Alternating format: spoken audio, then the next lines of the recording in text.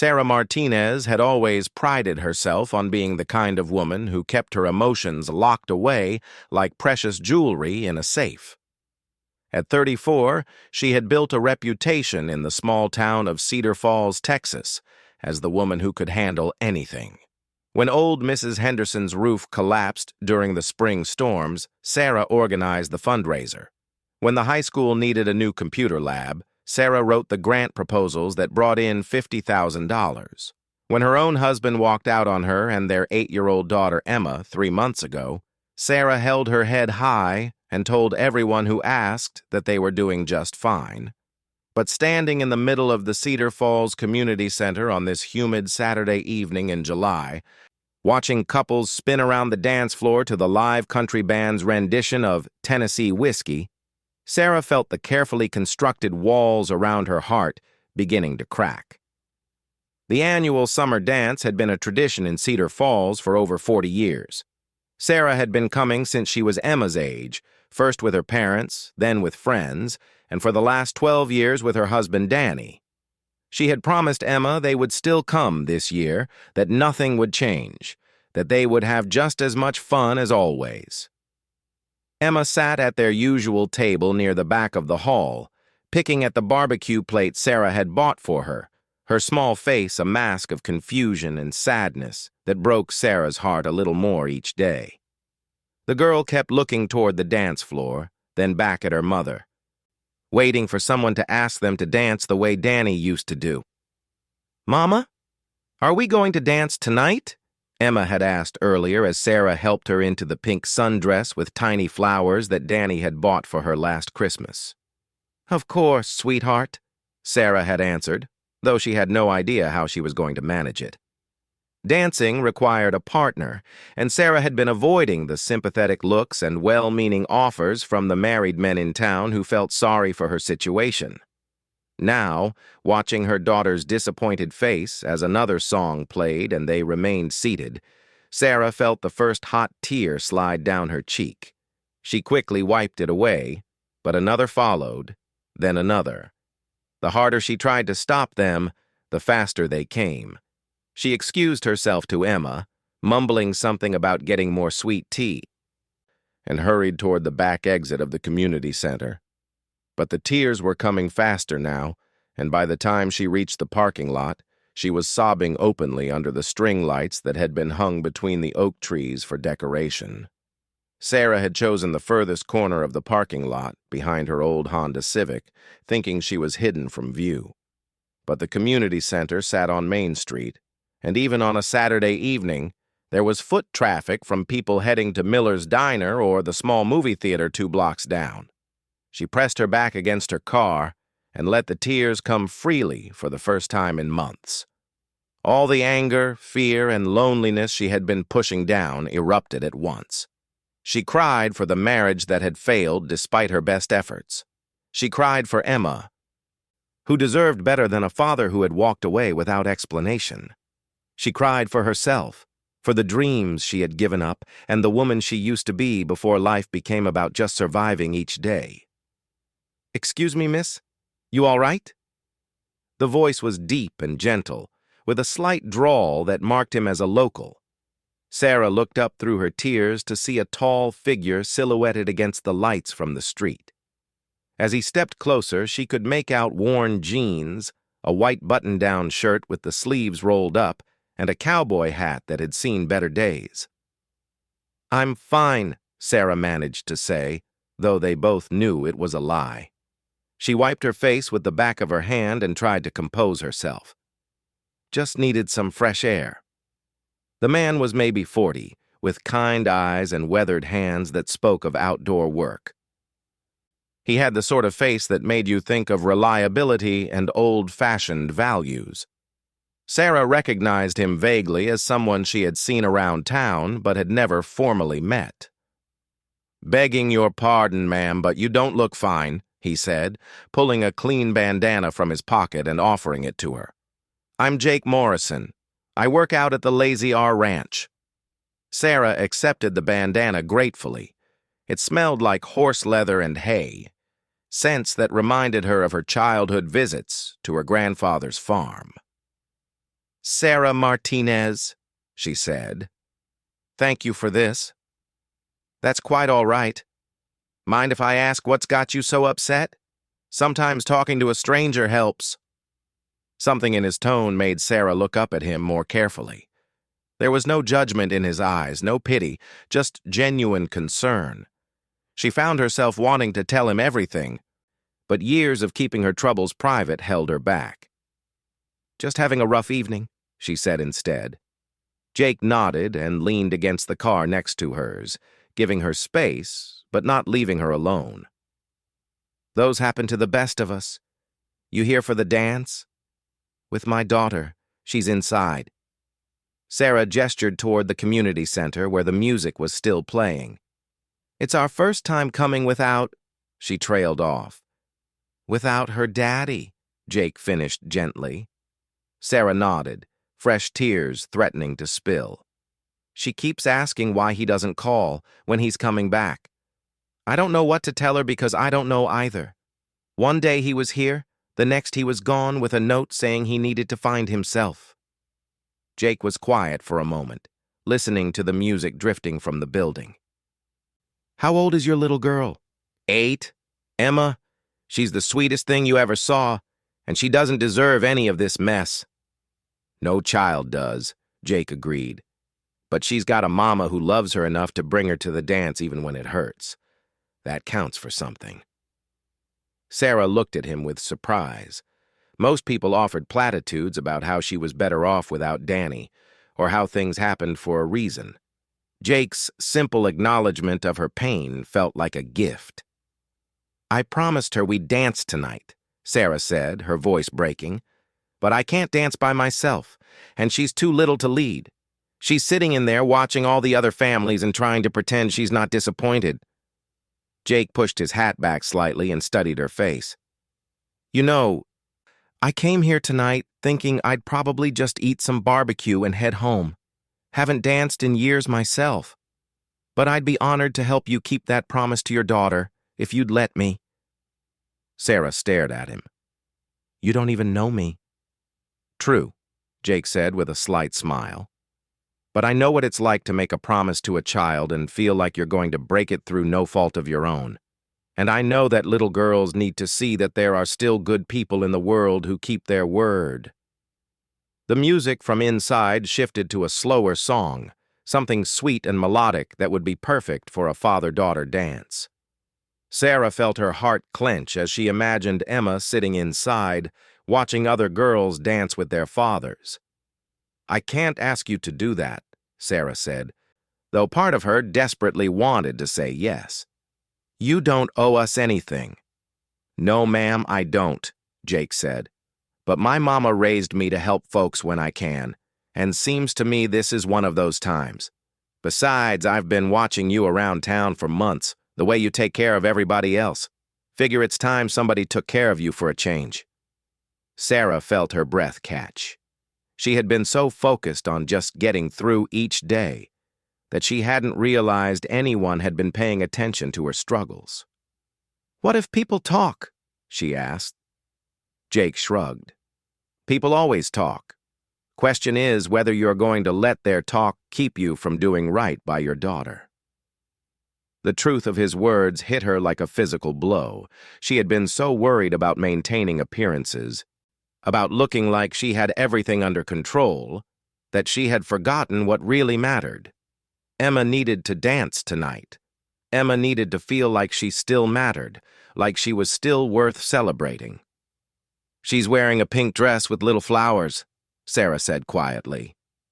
I'll find her, Jake promised. What's our story?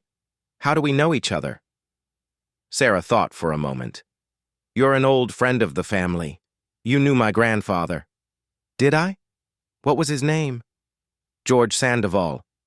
He had a small ranch east of town until he passed 5 years ago. Jake's face lit up with genuine recognition. Old George, with the paint horses? I did know him. Bought my first horse from him when I was 16. He was a good man. You really knew him? Sarah asked, surprised. Sure did. He taught me how to break horses properly, the gentle way. Said a horse that trusts you will work harder than one that fears you. Sounds like something he'd pass on to his granddaughter. For the first time in months, Sarah felt something like hope flutter in her chest. Maybe this wasn't charity after all. Maybe this was just one of those small miracles that happened when people chose kindness over indifference. "I should warn you," she said, managing a small smile. "Emma's going to ask you a million questions. She doesn't meet many real cowboys."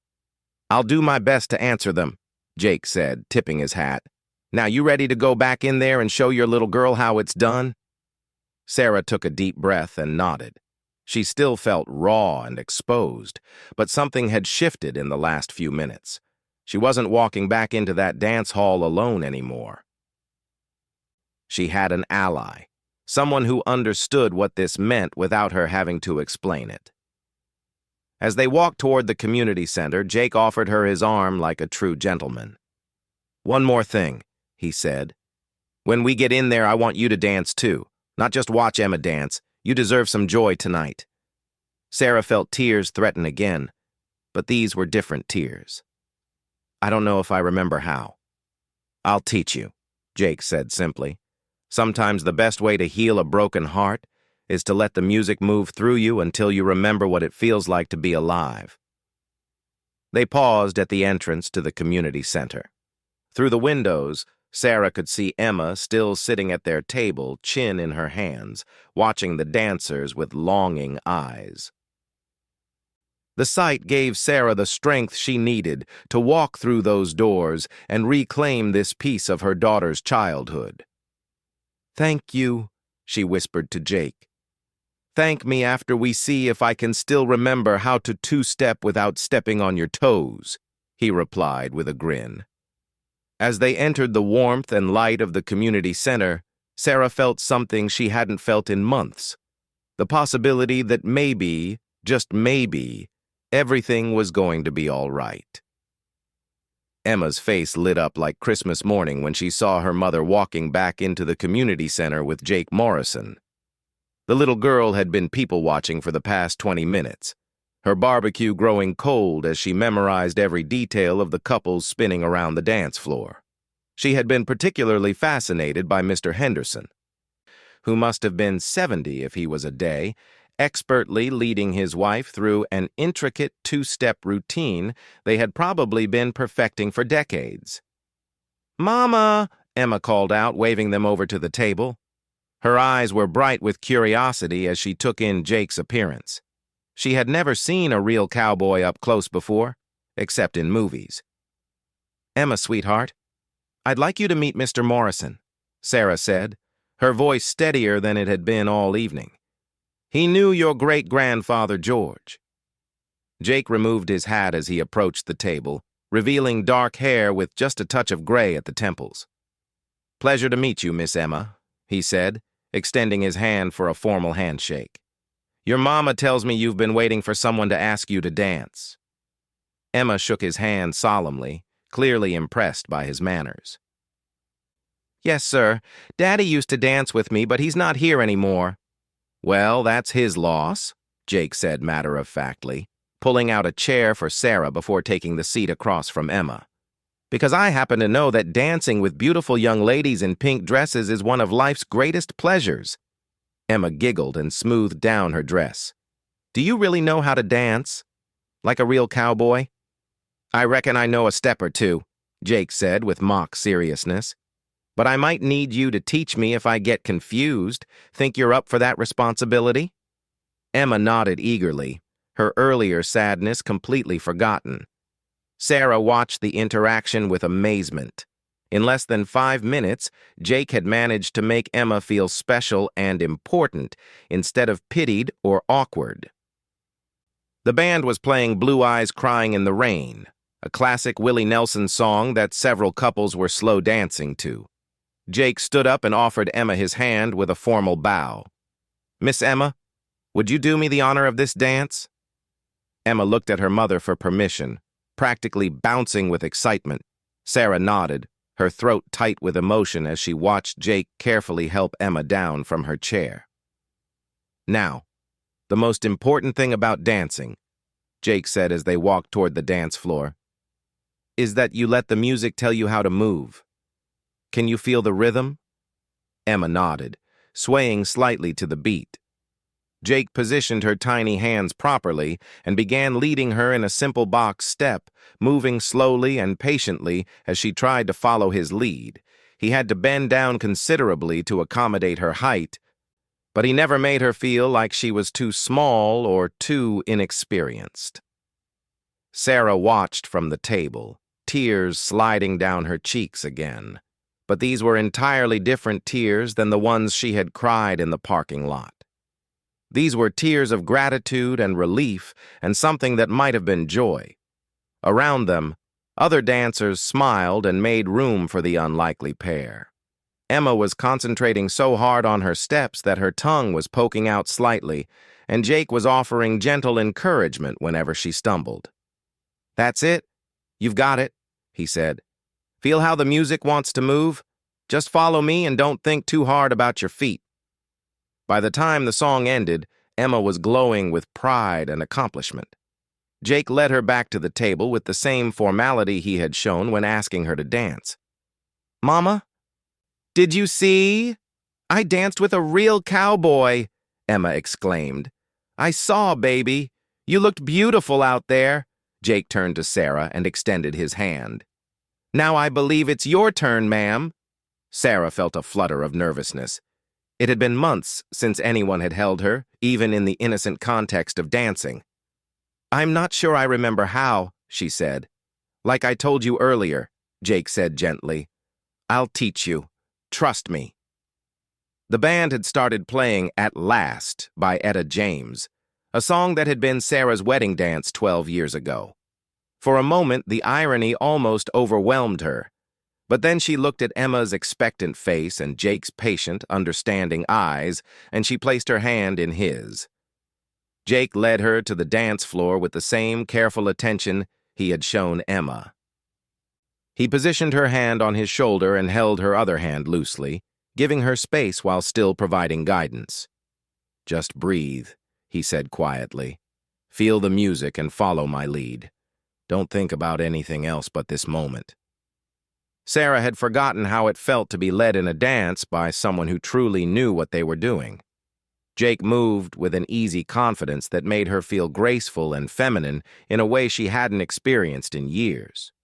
He never rushed her, never made her feel clumsy when she stepped wrong, just gently corrected her position and kept moving.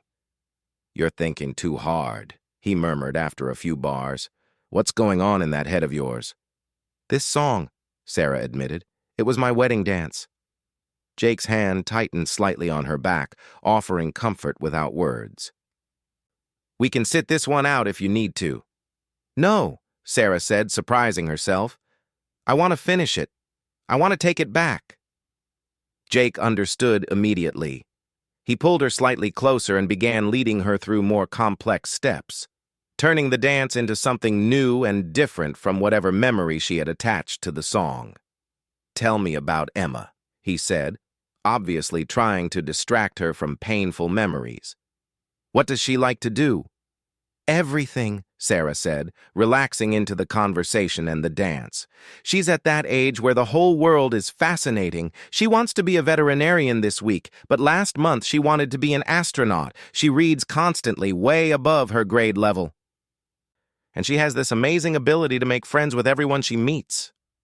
"Sounds like she gets that from her mama," Jake said. Sarah shook her head. "I'm not good with people anymore.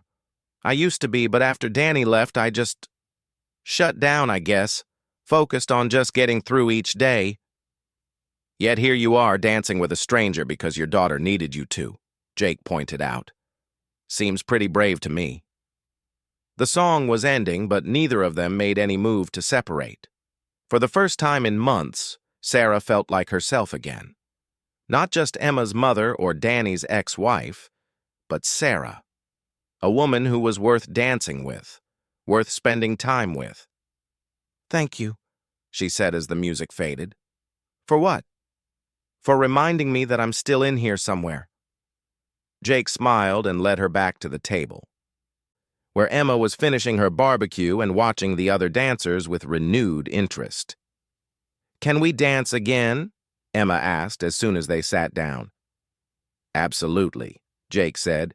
"But first, I think your mama and I need some of that sweet tea." As Jake went to get their drinks, Emma scooted her chair closer to her mother's. "I like him, Mama. He's nice." "He is nice, sweetheart. Do you think he could be our friend? Like a real friend who comes over sometimes?" Sarah's heart clenched at the hope in her daughter's voice. "I don't know, baby. We just met him tonight." "But he knew Great-Grandpa George. That means he's practically family, right?" Before Sarah could answer, Jake returned with 3 cups of sweet tea and a plate of cookies from the dessert table. "Thought you might like some of Mrs. Patterson's famous chocolate chip cookies," he said to Emma. "But don't tell anyone I gave you extra sugar this late at night." Emma giggled and took a cookie eagerly. "Mr. Morrison, do you have kids?" Jake's expression grew thoughtful. "No, I don't. Never got married. Been too busy with the ranch, I suppose." "Don't you get lonely?"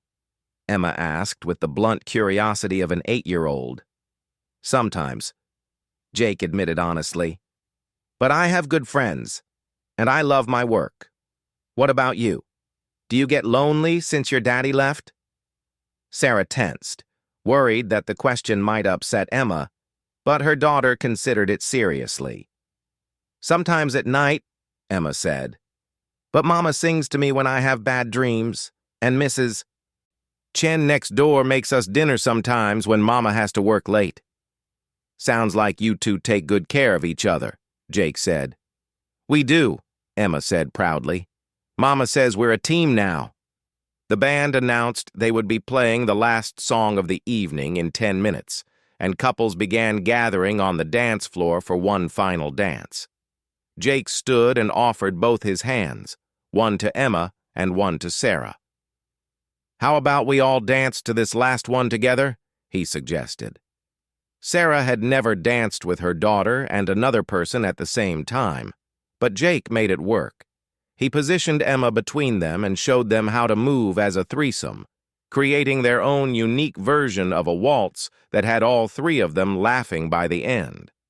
Other dancers stopped to watch them, smiling at the sight of the unlikely trio. Sarah realized that instead of feeling exposed or pitied, she felt celebrated. People weren't looking at them because they felt sorry for the broken family. They were looking because they were witnessing something beautiful and pure. As the song ended and the lights began to come up, Emma threw her arms around Jake's waist. "Thank you for dancing with us, Mr. Morrison.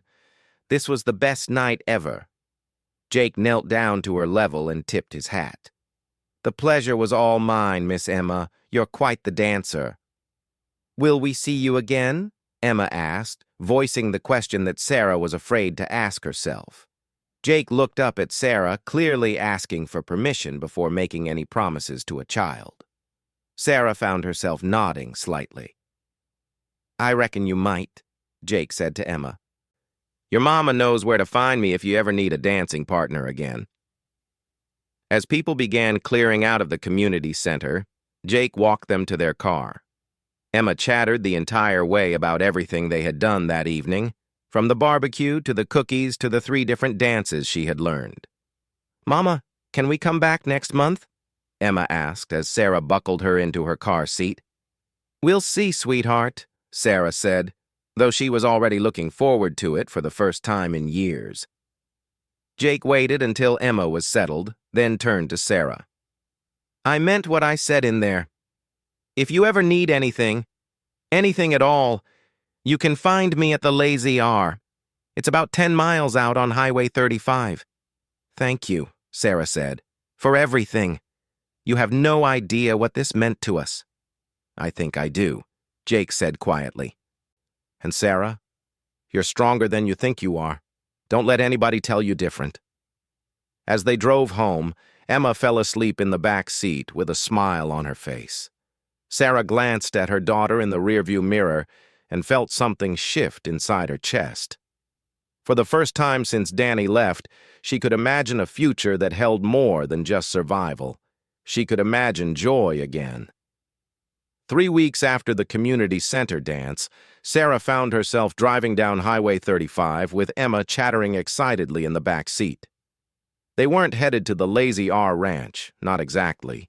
They were going to the new veterinary clinic that had just opened up next to Miller's feed store, where Dr. Jessica Chen had finally fulfilled her dream of opening her own practice after years of working in the city. But Emma had insisted on bringing a batch of her homemade cookies for Mr. Morrison in case we see him. And Sarah had to admit she had been thinking about Jake more than she probably should have over the past few weeks. The evening at the dance had marked a turning point for both mother and daughter. Emma had started sleeping through the night again, and the anxious edge that had haunted her since her father's departure seemed to be softening. She talked constantly about her dance with the real Cowboy and had been practicing the steps Jake taught her every evening in their living room. Sarah, meanwhile, had found herself humming while she did household chores for the first time in months. The memory of being held and led in a dance by someone who made her feel valued had awakened something in her that she had thought was gone forever. Dr. Chen's clinic was busy when they arrived, with several local ranchers waiting with their animals. Sarah had brought Emma along for moral support as she discussed possibly volunteering at the clinic a few hours a week. Before Danny left, Sarah had been studying to become a veterinary technician through online courses, but she had put those dreams on hold when she suddenly became a single mother. "Mrs. Martinez, Emma!" Dr. Chen greeted them warmly. She was a petite woman in her 40s with kind eyes and sure hands. "I'm so glad you decided to come by." As Dr. Chen showed them around the clinic, explaining her vision for serving the rural community's animals, Emma peppered her with questions about every piece of equipment and every animal photo on the walls. Sarah found herself genuinely excited about the possibility of returning to school and building a career that mattered to her. "The pay wouldn't be much to start," Dr. Chen explained as they finished the tour. "But if you're serious about completing your certification, I could arrange for you to get hands-on experience here that would count toward your clinical requirements." "That sounds wonderful," Sarah said. "When would you need me to start?" "How about Monday? I've got a full schedule, and my assistant isn't starting until next month." Sarah felt a flutter of nervous excitement. It had been so long since anyone had needed her for her skills, rather than her ability to volunteer for committee work or bring casseroles to community events. As they were leaving the clinic, Emma suddenly tugged on Sarah's arm. "Mama, look! There's Mr. Morrison!" Sarah looked up to see Jake's pickup truck pulling into the parking lot, a horse trailer attached behind it. Her heart did an unexpected little skip as she watched him climb out of the cab, moving with the easy confidence she remembered from the dance floor. "Mr. Morrison!" Emma called out, waving enthusiastically. Jake's face lit up when he saw them. "Well, if it isn't my favorite dancing partner," he said to Emma, then tipped his hat to Sarah. "Mrs. Martinez." "Please call me Sarah," she said. "What brings you here?" "Got a mare with a cut on her leg that needs looking at," Jake explained. "Heard the new vet was good with horses." Emma was already peering around him toward the horse trailer. "Can we see her, please?" Jake looked to Sarah for permission. "She's pretty gentle if it's all right with your mama." "Of course," Sarah said, curious herself. Jake led them to the back of the trailer and carefully backed out a beautiful paint horse with intelligent brown eyes. The mare had a bandage around her right front leg but seemed calm and alert. "This is Belle," Jake said to Emma. "She got tangled up in some old barbed wire yesterday, but she's going to be just fine." Emma reached out tentatively to stroke the horse's neck. "She's so pretty. Does it hurt?" "A little, I imagine," Jake said honestly. "But Dr. Chen is going to take good care of her." As if summoned by the mention of her name, Dr. Chen appeared and began examining Belle with gentle, sure hands. Sarah watched, fascinated by the interaction between the veterinarian and the large animal. This was exactly the kind of work she wanted to learn to do. "Clean cut, not too deep," Dr. Chen pronounced after her examination. "I'll need to clean it and put in a few stitches, but she should heal up just fine. Want to bring her inside?" As Jake led Belle toward the clinic, he fell into step beside Sarah. "You thinking about working here?" he asked, having obviously overheard part of their conversation. "Maybe," Sarah said. "I was studying to be a veterinary technician before everything changed. Dr. Chen thinks I could finish my certification while working here part-time." "That's wonderful," Jake said, and the genuine enthusiasm in his voice made Sarah feel warm all over. "You'd be good at it. I can tell you care about animals." "How can you tell that?" Jake smiled. "The way you're watching Dr. Chen work, same way Emma was looking at that horse. You both have that gentle curiosity that good animal people have." Inside the clinic, Dr. Chen began working on Belle while Jake held her steady. Emma stood on a step stool so she could see everything, asking quiet questions about each instrument and procedure. Sarah found herself taking mental notes, already imagining herself assisting in similar situations. "Sarah," Dr. Chen said as she finished the last stitch, "would you hand me that bottle of antiseptic? The blue one on the counter." Sarah did as asked, then found herself naturally helping to hold supplies and clean instruments as Dr. Chen finished treating Belle. It felt right in a way that surprised her. "You have good instincts," Dr. Chen said quietly. "I think you're going to do very well here." When the treatment was finished, Jake carefully loaded Belle back into the trailer. "She should stay in a paddock for the next week," Dr. Chen advised. "Keep the wound clean and dry, and bring her back on Friday so I can check the stitches." "Yes, ma'am," Jake said. "What do I owe you?" As Dr. Chen and Jake settled the bill, Emma tugged on Sarah's sleeve. "Mama, can we ask Mr. Morrison something?" "What's that, sweetheart?" "Can we go see Belle at the ranch sometime? To make sure she's getting better?" Sarah felt heat rise in her cheeks. "Emma, we can't just invite ourselves to someone's ranch." But Jake had obviously overheard. "Actually, that's not a bad idea," he said. "Belle could use some gentle company while she's healing. Horses are social animals, and she gets lonesome when she can't run with the herd." Emma looked up at her mother with hopeful eyes. "Please, Mama. We could bring cookies again." Sarah found herself looking into Jake's eyes, trying to read his expression. Was he just being polite, or did he really want them to visit? "The ranch can be educational," Jake said, as if sensing her hesitation, "especially for someone thinking about working with animals. And I make a pretty decent barbecue lunch on Sundays, if you're not busy." "Can we, Mama?" "Please?" Emma's voice was full of anticipation. Sarah made a decision that surprised her with its ease. "That sounds lovely. This Sunday?" "Perfect," Jake said. "Come around noon. The Lazy R is easy to find. Just follow Highway 35 until you see the painted gate with the R brand on it." As they drove home, Emma was already planning everything she wanted to ask Jake about horses and ranch life. Sarah found herself looking forward to Sunday with an excitement she hadn't felt about anything in months. "Mama," Emma said as they pulled into their driveway, "do you think Mr. Morrison likes us?" "I think he likes being around good people," Sarah said carefully. "And you, my sweet girl, are definitely good people." "What about you? Are you good people too?" Sarah laughed, the sound surprising her with its lightness. "I'm trying to be." Sunday came faster than Sarah expected. She spent Saturday evening making an apple pie from her grandmother's recipe and trying on 3 different outfits before settling on jeans and a blue blouse that Emma declared made her eyes look sparkly. The Lazy R Ranch was everything Emma had imagined and more. The main house was a sprawling single-story building with a wide porch and flower boxes that spoke of someone who took pride in their home. Beyond it, Sarah could see barns, paddocks, and rolling pastures where horses grazed peacefully. Jake met them at the gate, looking completely at home in his element. He was wearing the same kind of clothes he'd worn to the dance, but here they looked natural and practical rather than dressed up.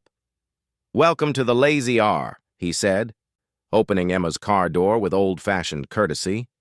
"Ready to meet some horses?" Emma practically bounced with excitement as Jake led them on a tour of the ranch. He introduced them to a dozen different horses, each with their own personality and history. Belle was heeling nicely in her paddock, and Emma was thrilled when Jake lifted her up so she could safely pet the mare's nose. "She remembers us," Emma whispered, as if afraid to break some magic spell. "Horses have good memories," Jake said. "They remember people who are kind to them." Sarah watched Jake with her daughter and felt her heart do things she wasn't prepared for. He had infinite patience for Emma's questions and never talked down to her or dismissed her curiosity. When Emma wanted to know how he trained horses, he spent 20 minutes showing her the basics of groundwork with one of his gentler geldings. "The most important thing," Jake explained as Emma carefully held the lead rope, "is trust. The horse has to trust that you won't hurt him, and you have to trust that he doesn't want to hurt you. Everything else builds from there." "Like dancing," Emma said with 8-year-old wisdom. Jake's eyes met Sarah's over Emma's head, and she felt something pass between them that had nothing to do with horses or dancing and everything to do with the possibility of trust building between adults who had both been hurt before. Lunch was as good as Jake had promised, served on the wide porch overlooking the pastures. Emma entertained them with stories from school, and Jake shared tales from his years working with horses. Sarah found herself laughing more than she had in months. "This pie is incredible," Jake said as he finished his second slice. "Where did you learn to bake like this?" "My grandmother," Sarah said. "She said the secret was to always bake with love, never with obligation." "Smart woman." "She was. She would have liked you." The words slipped out before Sarah could stop them, and she felt her cheeks burn with embarrassment. But Jake just smiled. "I would have liked to meet her," he said simply. As the afternoon wore on, Sarah realized she didn't want it to end. Emma had fallen asleep on the porch swing, worn out from excitement and fresh air.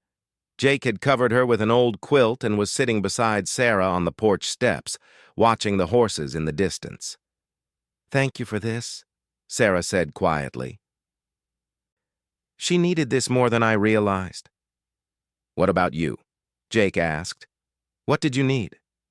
Sarah considered the question seriously. "I needed to remember that there are still good people in the world, people who keep their promises and show up when they say they will." "Your husband really hurt you, didn't he?" The directness of the question should have made her defensive, but instead, Sarah found herself wanting to answer honestly. "He did, but not in the way you might think. It wasn't that he left. It was the way he left. No fight, no conversation, no chance to try to fix things. Just gone one day with a note saying he needed to find himself. Like Emma and I were weights holding him down instead of people who loved him." Jake was quiet for a moment. "His loss," he said finally. "And I mean that. Not just because you're beautiful, though you are, but because you're the kind of person who brings apple pie to new friends and raises daughters who care about lonely horses. Men like me spend our whole lives hoping to find women like you." Sarah felt tears threaten, but they were good tears. "Jake, I know it's too soon," he said quickly. "I know you need time to heal and figure out what you want. But I want you to know that I'm here. For whatever you need, whenever you're ready. No pressure, no expectations, just here." Sarah looked at this good man who had appeared in her life at exactly the moment she needed him most, and felt something click into place in her heart. "I start work at Dr. Chen's clinic tomorrow," she said. "That's wonderful." Emma's going to stay with Mrs. Chen after school until I can pick her up. New routine. Sounds like a good routine.